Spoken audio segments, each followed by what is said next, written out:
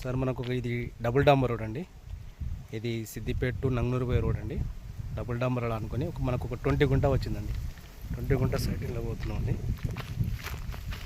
20 గుంటల సైట్ అండి. ఇది మనకు సిద్దిపేట హన్మకొండ రోడ్కు 2 కిలోమీటర్ డిస్టెన్స్ అండి. ఇది కనపడేది మొత్తం అండి. డ్రిప్ ఉన్నది చూడండి.